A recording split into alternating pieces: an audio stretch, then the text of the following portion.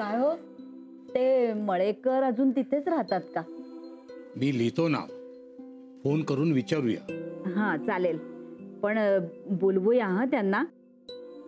शशीचे ते फार जुने मित्र आहेत. हो, हे बघ, आतापर्यंत आपण 35 नावं काढली आहेत. हो ना. चालेल, अहो अजून बरीच नावं निघतील. आपल्या घरातलं हे शेवटचंच कार्य आहे ना. अगं हो, पण सगळ्यांना बेंगलोरला यायला जमेल की नाही देव जाणे. अहो, आपण आमंत्रण करायचं. मनू, तुझ्या मित्रमैत्रिणींना कोणाकोणाला बोलवायचंय ते ठरवलंयस का? का तुझी लिस्ट तू करतेस वेगळी? नाही, मीटिंग मध्ये आहे मी आत्ता सुद्धा. नंतर आपण डिनरला जाऊया. नाही, नको, आज बरीच कामं आहेत आणि वेळेत नाही संपलं तर प्रॉब्लेम होईल. मी उगाच कमिट नाही करत. ओके. सलील, उद्या पण भेटणारच ना?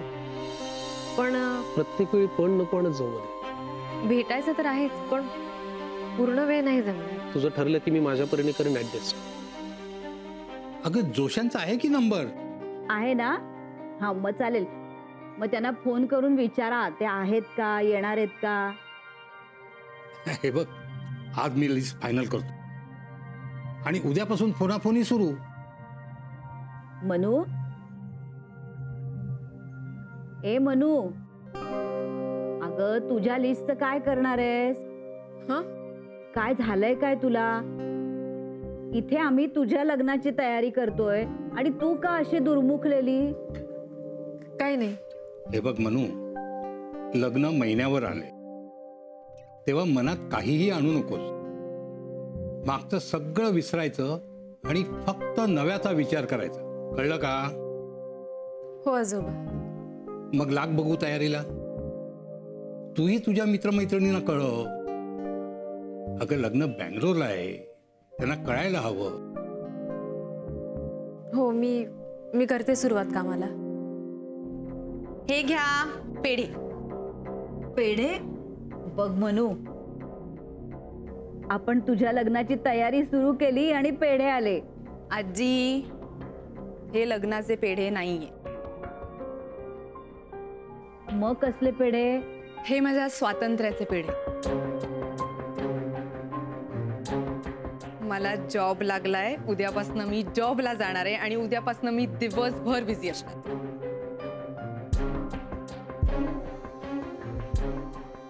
ऍक्च्युली मी गृहीतच धरलं होतं की तुम्हाला ही गोष्ट ऐकून आनंद होणार नाही, पण मला फार आनंद झालाय, त्याच्यामुळे मी पेढे आणले. सो प्लीज तोंड गोड करा, कारण ही गोष्ट माझ्या करिअरच्या दृष्टीने फार महत्त्वाची आहे आणि आता मला पूर्णपणे माझ्या करिअरवर कॉन्सन्ट्रेट करायचं आहे. एनिवे, तू काही जेवायला केलंयस का? नाही म्हणजे तू करणार असेल तर करू नकोस, आपण बाहेरून मागवूया. काय मागवायचं? ओके, मीच ठरवते. लग्न कधी आहे? पुढच्या महिन्यात. That's a very good news. चला मग, मी हात पाय तोंड धुते आणि मग तुमच्याबरोबर तयारीला बसते, कारण काय उद्यापासून माझा पूर्ण दिवस बिझी असणार आहे ना, वेळ नाही मिळणार मला. आले.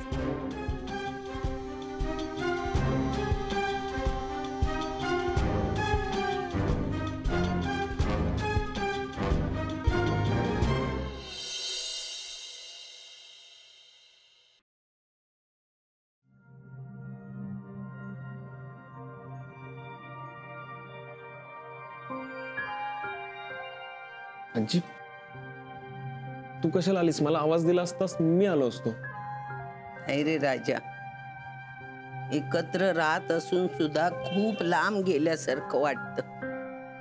म्हणून म्हटलं नातवाच्या बाजूला जरा 2 मिनिटं तरी येऊन बसावं.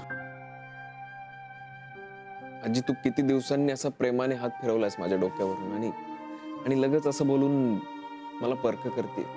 आता मी जे काही बोलेल ते ऐकून तुला परकीच वाटणार. मी तरी मी बोलणार आहे.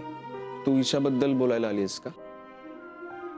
बाळा, मला कळत नाहीये तू हा अट्टास का करतोय. तुला माहित आहे या घरामध्ये प्रत्येक माणूस तुझ्यावर प्रेम करतो. तुला पाहिजे ते द्यायला वाटेल ते कष्ट घेतो. या घरातला आदर्श गुणी मुलगा आहेस. या वेळेला तुझ्या मनासारखं करणं म्हणजे घरातल्या प्रत्येकाला शिक्षा आहे. पण मला सांग ना, तू आपलं म्हणणं का नाही सोडत राजा? आजी, आता या प्रश्नावर तुला माझं काय वेगळं उत्तर हवं? मी हा एकच प्रश्न विचारते तुला. ईशा इथे आली तर किती प्रश्न निर्माण होणार आहेत? पण आपण तसा विचार कशाला करायचा? हे बघ, अनेक प्रश्न निर्माण होतील. त्यापेक्षा आपण सगळे जर एकत्र आलो तर कुठलाही प्रश्न चुटकेसरशी सोडवू शकतो. अरे राजा, ते बाळ तुझं नाही आहे ना, मग त्याच्या बरोबर येणारे त्याचे प्रश्न आपण का सोडवायचे? तिची आई, पणजी, पणजोबा सगळे बघून घेतील. आजी, अगं तुला वाटतंय तसं नाहीये. ते तिथे सुद्धा ईशाचं कुणीच नाहीये. तर मोनिका तिची आई नसल्यासारखंच वागते. तर पणजी पणजोबा आहेत, पण ते किती दिवस करणार तिचं? पुढे पुढे त्यांना स्वतःच होईल की नाही हेही सांगता येत. त्यांचा इतका विचार करतो राजा? आजी, अगं त्यांचा नाही, पण ईशाचा विचार करायलाच हवा ना. तर इतक्या लोकांमध्ये असून सुद्धा एकटी पडलेली मला नाही आवडणार. अरे पण त्या पोरीमुळे आपल्या घरातली माणसं दुरावतील, त्याचं काय? आजी, अगं इतक्या वर्षांनी या घरात मुलगी आली. तू जरा विचार कर ना. ठीक आहे, मला मान्य आहे की लग्नाच्या आधी तिच्याबद्दल आपल्याला माहिती नव्हती. ती मोनिका बरोबरच या घरात आली आहे ना. पण हे थोडस विचित्र आहे. पण तिचा जन्म आपल्या घरात झालाय. आजी, काय बोलू मी आता? आजी, तुला निरुत्तरित केल्याचा आनंद नाही होते मला. पण तू मला समजून घेत नाहीयेस ना, त्याचं दुःख मात्र होतंय.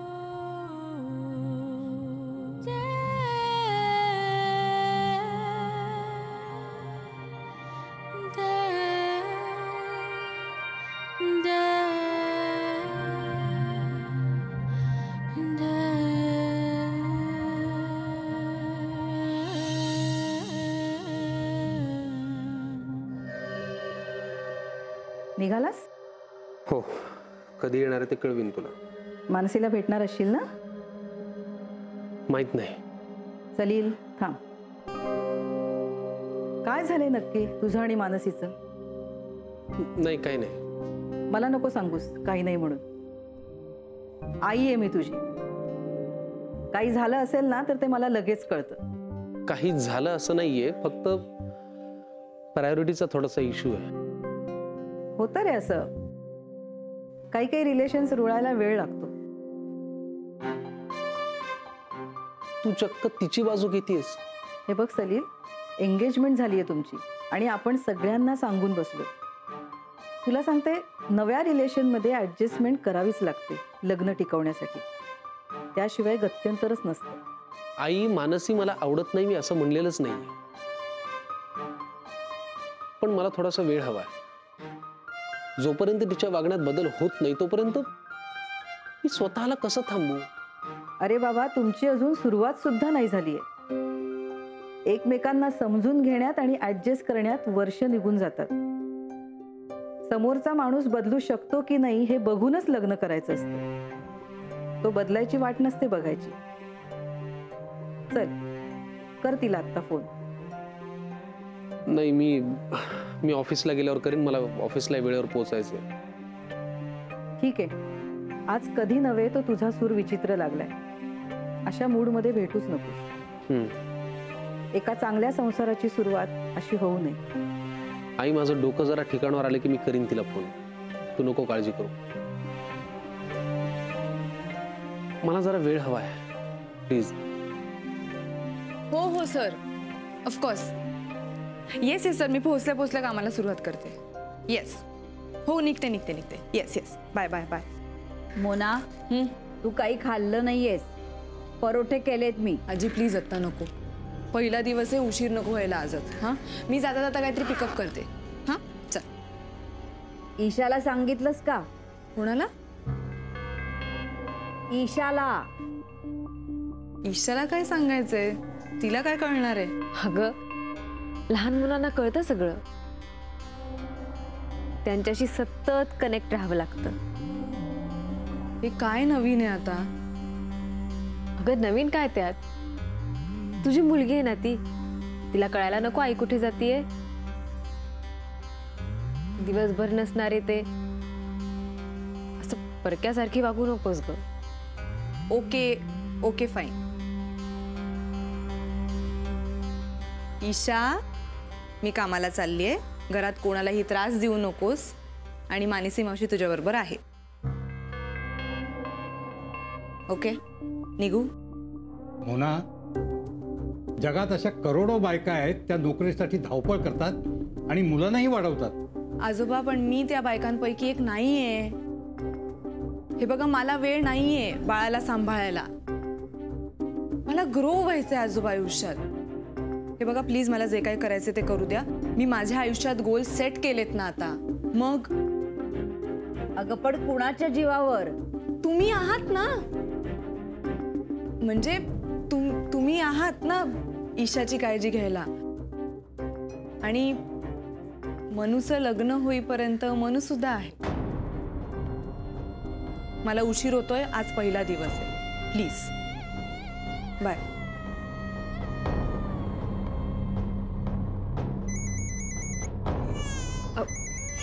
काय झालं लाला? नाही नाही नाही, आई भूर गेली. ओ ओ, शांत पिल्लू. काय झालं? कट का केलास फोन? नाही, ती फोन उचलत नव्हती. चिडली असेल ना ती? नाही, तिचा गैरसमज झाला असेल. आणि ही चूक माझीच आहे. काय एखाद्या नात्यावरती शिक्कामोर्तब झालं ना की आपण खूप हक्कानी वागायला जातो आणि आपल्यातला मग पॉझिटिव्हनेस वाढतो. बहुतेक तसं झालंय माझं. आता काय करशील मग तू? आता मी तिला भेटून प्रयत्न करीन हा गैरसमज दूर करण्याचा. आणि माझं चुकलंय असं वाटत असेल तर मी सॉरी म्हणतो. तुला माहिती आहे, माझी चूक असेल तर मी एक क्षणही थांबत नाही. मी लगेच सॉरी म्हणतो.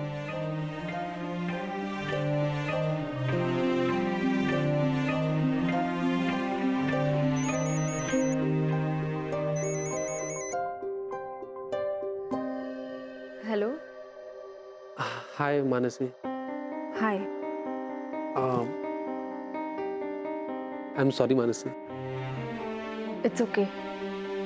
नाही, काय होतं ना की नातं तयार झाल्यानंतर समजून घेणं थोडंसं बंद होतं. म्हणजे सुरुवातीला आपण समजून घेतो, पण नंतर, आणि बहुतेक माझं तसं झालंय. गोष्टी रुळावर येण्यासाठी किंवा एकमेकांना ऍडजस्ट होण्यासाठी थोडासा वेळ द्यायला लागेल. बरोबर ना? तर आपण एकमेकांना थोडासा वेळ द्यायला हवा. आपण भेटूया प्लीज. एक मिनिट सलील. अच्छी सलील, याला घे ना.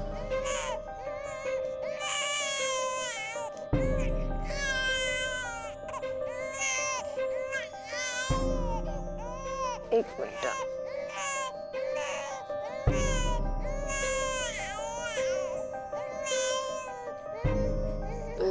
सलील, तुला आवाज आलाच असेल ना? ईशा रडतीये का? हो. आता इतका वेळ शांत होती माझ्याकडे, आता आजीकडे गेली तर परत रडायला लागली. आता तू परत चिडशील कदाचित, पण मी नाही येऊ शकणार. ईशा शांत झाल्याशिवाय मला घराच्या बाहेर पडता नाही येणार. नाही, it's okay. No problem. Take your own time. Bye. Bye. काय रे, बोलली का नीट? हो, बोलली ना. काही भेटायचं ठरलं? हो हो, भेटणारच होता मी. तू नको काळजी करू.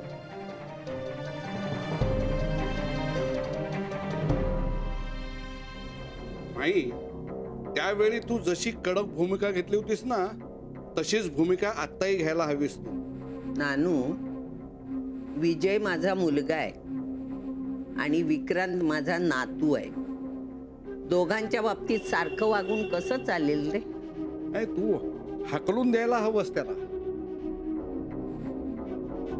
काय 4 दिवस राहू देत घराबाहेर, म्हणजे मग समजेल. काय पण तुला सुचतंय नानू. वा, तुझ्यासारखा विचार करणारी माई असती ना तर या घराचं घर पण टिकलं नसतं. असेल ना, पण आता नवीन नवीन प्रश्न उभे राहतात समोर. त्याचं काय? पूर्वीसारखंच वागून कसं चालेल? आणि हल्लीच्या मुलांना जरा त्या सोयी सवलती वगैरे मिळतात ना, त्यामुळे ती आपल्या डोक्यावर बसून राहतात.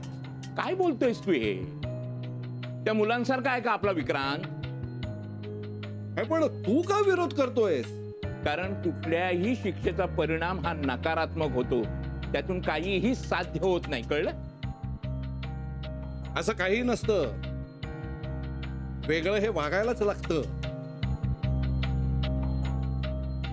शिक्षेमुळे काही साध्य होत नाही असं काही नियम नाहीये. आणि मुळात मी आणि माई बोलत असताना तू कशाला मध्ये मध्ये नाक खुपसतोयस? का खुपसतोय नाक सांगतो ना तुला. कारण मी जे काही बोलतोय ना ते तिला समजतंय चांगले. काय झालं, तू अचानक का भेटायला बोलवलंस?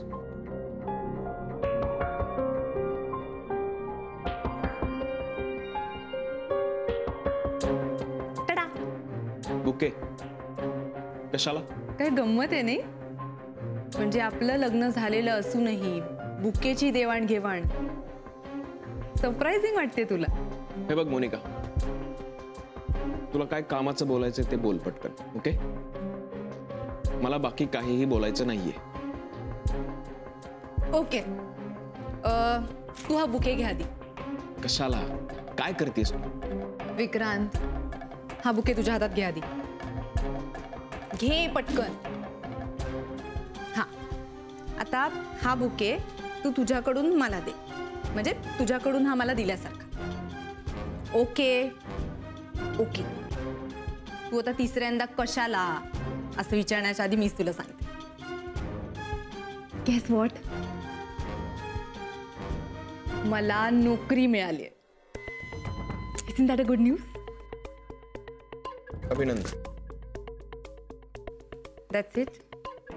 एवढीच रिॲक्शन? मग काय करू?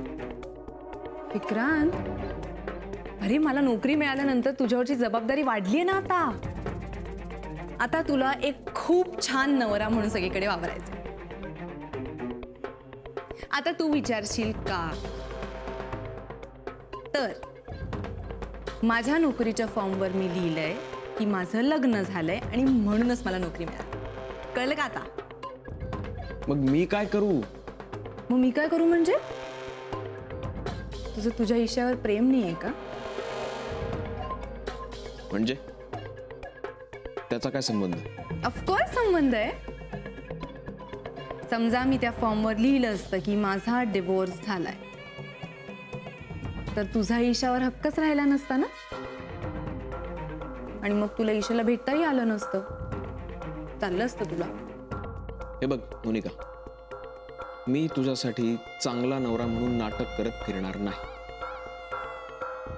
मला कळतंय तुम्हाला ब्लॅकमेल करतेस, पण तरी सुद्धा मी ना खोटं वागणार आहे ना खोटं बोलणार आहे. कारण तुझ्यासाठी हे आधी मी बऱ्याच वेळा केलंय, पण आता नाही. Do you understand that?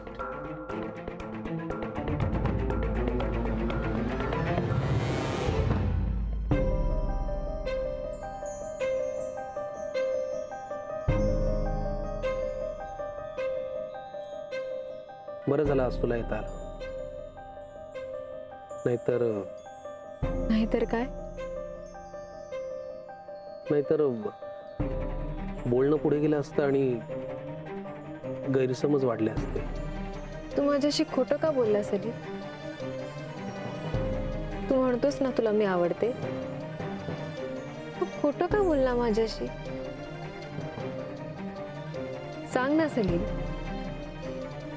तू खोटं का बोलला माझ्याशी?